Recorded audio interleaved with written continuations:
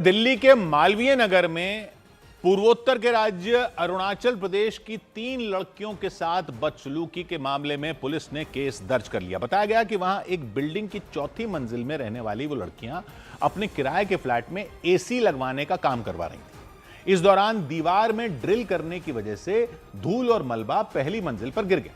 दावा किया गया इसी बात को लेकर पहली मंजिल पर रहने वाले एक व्यक्ति और उनकी पत्नी उन लड़कियों से उलझ गए और अरुणाचल प्रदेश की रहने वाली उन तीनों लड़कियों और उस बिल्डिंग की पहली मंजिल में रहने वाले लोगों के बीच जमकर कहासुनी हो गई। तेरी औकात नहीं है वो जहाँ से आया, पता तेरे को?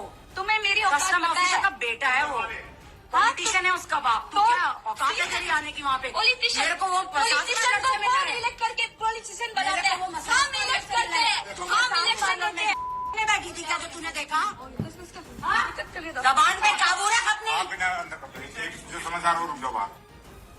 आरोप लगा उस बिल्डिंग की पहली मंजिल में रहने वाले उस व्यक्ति और उनकी पत्नी ने उन लड़कियों के फ्लैट पर एसी लगाने के लिए पहुंचे मैकेनिक से गाली गलौज की। उन लड़कियों ने बताया कि इसके बाद वो फ्लैट से बाहर निकलकर पहली मंजिल पर पहुंची और उन्होंने वहां रहने वाले लोगों से बात करने की कोशिश की, लेकिन आरोप लगा कि उन लोगों ने उनसे भी गाली गलौज शुरू कर दी।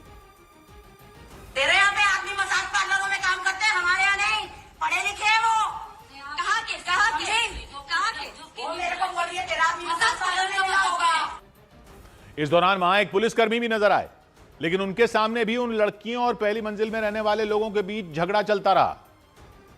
तुमने मेरे इमेज के बारे में क्या क्या बोला ना, वो सब देखें। क्या बोला? हम दारू पीते हैं। मेरा रूम चेक करो, एक भी चीज मिला ना उसके बाद देखेंगे। पीछे करके बात कर, देखा ना, पीछे करके बात कर। आरोप लगा कि उस व्यक्ति और उनकी पत्नी ने अरुणाचल प्रदेश की रहने वाली उन तीनों लड़कियों के लिए बेहद आपत्तिजनक शब्दों का इस्तेमाल किया। और इतना ही नहीं, अरुणाचल प्रदेश की रहने वाली उन तीनों लड़कियों ने आरोप लगाया कि उन पर नस्लीय टिप्पणियां भी की गई और कहासुनी के दौरान उनके चरित्र पर भी सवाल उठाए गए।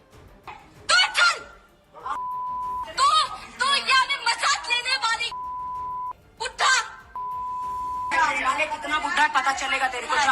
जाना 35 साल का लड़का तेरे यहाँ बुढ़ा होता होगा क्योंकि ड्रग्स इतने करते हो तुम लोग। हमारे यहाँ 35 साल में एक्चुअल जवान होते हैं।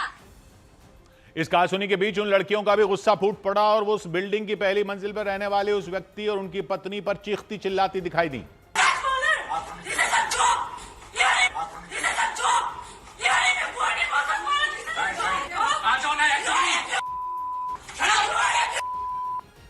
आरोप लगा कि झगड़े और हंगामे के दौरान उन लड़कियों ने भी उस व्यक्ति और उनकी पत्नी के लिए अभद्र भाषा का इस्तेमाल किया।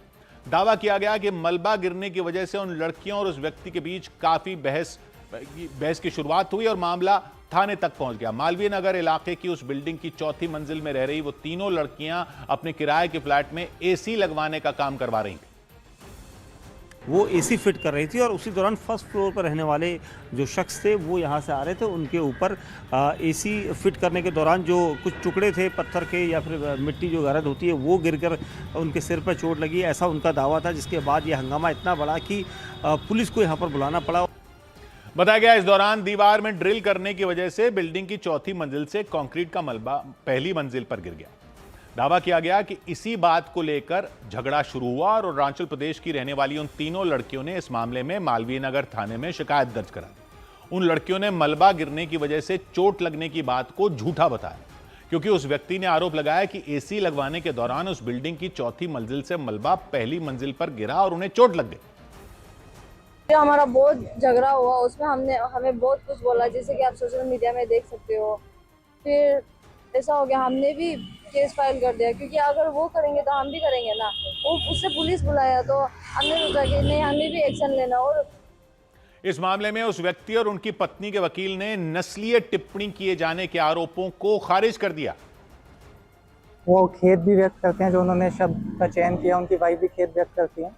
और ये नस्ली भेदभाव का बिल्कुल भी मामला नहीं है, क्योंकि दोनों पार्टी जो हैं आपस में बहुत टाइम से साथ में रह रहे हैं, पड़ोसी हैं। एक दिन पहले भी आपस में उनकी बातचीत हुई थी।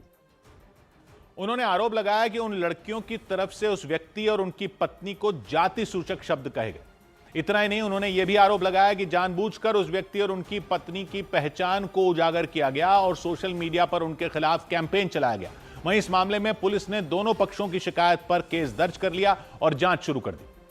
100 बात की एक बात यह कि वैसे तो दुनिया भर को सीख देते रहेंगे हम, कि नस्लवाद नहीं होना चाहिए और खुद अपने ही देश में बेशर्मी से नस्लवाद करते रहे।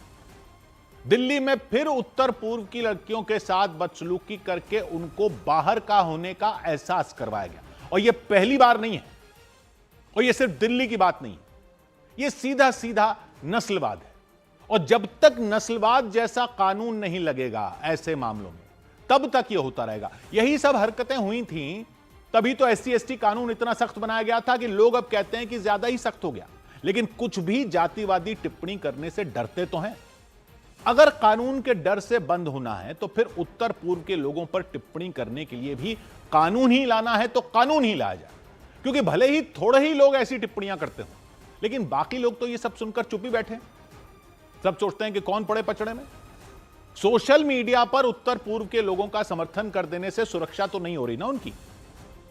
क्या SC/ST एक्ट इसलिए बन गया था क्योंकि उनके वोटों से बहुत सारी सीटों का फैसला होता है और उत्तर पूर्व के लोगों की संख्या इतनी नहीं है। कोई कुछ भी बोलकर चल देगा। 100 बात की एक बात,